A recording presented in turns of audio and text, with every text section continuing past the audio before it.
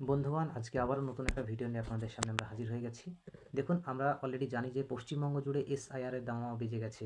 সঙ্গে সঙ্গে কি শুরু হয়ে গেছে? লজিক্যাল ডিসক্রিপেন্সি আছে, হিয়ারিং পর্ব কিছুটা শেষ হয়েছে, কিছুটা আছে।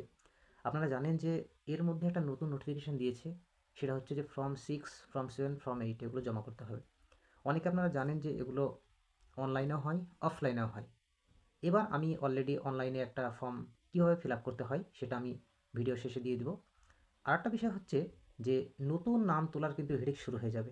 কারণ আমরা জানি, একজন বিএলও হিসেবে আমি বলছি যে প্রত্যেকবার আমাদের কী করতে হয়, মানুষকে বলে বলে তারা নাম তুলতে চায় না। কিন্তু এই বছর কেউ বাদ যাবে না, অর্থাৎ প্রত্যেকে নাম তোলার চেষ্টা করবে। কিন্তু নাম তুলো বললে কি নাম তোলা যাবে? তার জন্য কিছু আছে শর্ত। আমরা প্রথমেই জেনে নেব যে কারা কারা এই ফর্ম 6 মানে নতুন নাম তুলতে পারবে, ফর্ম 6 ফিল আপ করতে পারবে। প্রথম কথা হচ্ছে যাদের বয়স 18 বছর এবং তার বেশি, অর্থাৎ 1/1/2026 সালে 18 বছর পূর্ণ হয়েছে, বা তার থেকে যদি বেশি বয়স হয়, অর্থাৎ 19 বছর, 20 বছর বা 21 বছর বা তার থেকেও বেশি, তারাও কিন্তু ফর্ম 6 এর মাধ্যমে নাম তুলতে পারবেন। এবারে আসি যে যারা 21 বছর হয়ে যাবে তাদের ক্ষেত্রে কিন্তু একটা এক্সট্রা ডিক্লারেশন লাগবে। তাছাড়াও প্রত্যেক ব্যক্তির ক্ষেত্রে কিন্তু এবার একটা নতুন, আমরা জানি যে অ্যানেক্সার 4 যুক্ত হয়েছে, এবং সেটা কীভাবে ফিল আপ করতে হয় সেটাও আপনাদের আমি এই ভিডিও শেষে দিয়ে দিব। আচ্ছা, এবার বলি যে কারা কারা এই ফর্ম ফিল আপ করতে পারছেন। প্রথম কথা হচ্ছে যাদের বয়স 18 বছর হয়ে গেল তারা। আরেকটা হচ্ছে যাদের নাম ড্রাফট রোলে বাদ পড়েছে। আপনারা জানেন কিছুদিন আগে একটা ড্রাফট রোল বের হয়েছে, সেই ড্রাফট রোলে যাদের নাম বাদ পড়ে গেছে, ইচ্ছাকৃত হোক বা অনিচ্ছাকৃত হোক, তারাও কিন্তু ফর্ম 6 এর মাধ্যমে নতুন নাম তুলতে পারবেন।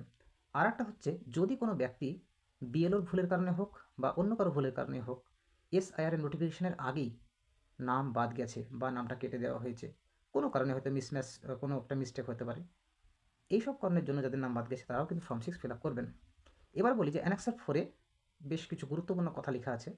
সেটা হচ্ছে যে সমস্ত ব্যক্তি, আমি এর আগে কিন্তু বলেছিলাম যে সবাই নাম ইচ্ছা করলেও তুলতে পারবেন না। কেন সেটা আমি আপনাদেরকে বলছি। আমার কাছে এখন দেখুন ফর্ম অ্যানেক্সার 4 আছে।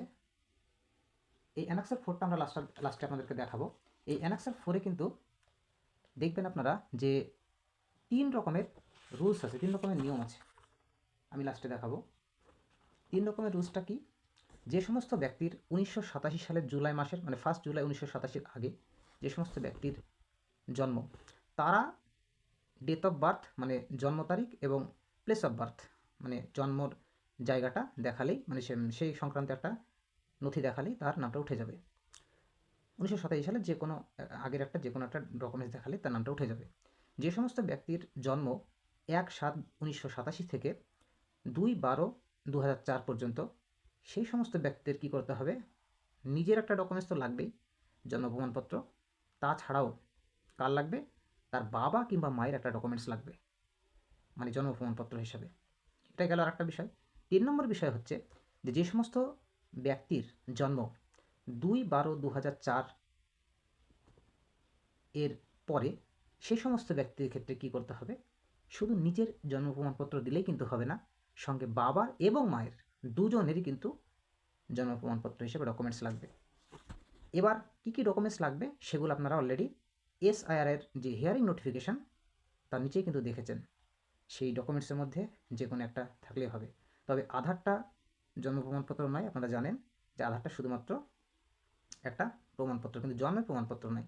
আচ্ছা, আপনারা এবার দেখুন যে কীভাবে ফর্ম 6 এবং ফর্ম 6 ফিল আপ করতে হবে, সঙ্গে অ্যানেক্সার 4 ফিল আপ করতে হবে। প্রথমে দেখুন ফর্মটা, প্রথমে বিধানসভার নম্বর 75 ডোমকল, তারপরে নিজের নামটা বাংলায়, নিচে ইংরেজিতে, তার রিলেশন নেম লিখেছি বাবার নামটা, মোবাইল নাম্বার, ইমেল আইডি, আধার কার্ড নম্বর, জন্ম প্রমাণপত্র, ঠিকানা। তারপরে পেজটা দেখুন, আধার কার্ড অর্থাৎ বাসস্থান প্রমাণপত্র বাবার নামের লিঙ্কেজ দিয়েছি, নিচে পশ্চিমবঙ্গে কতদিন ধরে বাস করে সেটা দিয়েছি, সই করেছে, ডেট দিয়েছি, নিচে বিএলও তার একটা প্রাপ্তি স্বীকারপত্র দিয়ে দিবে।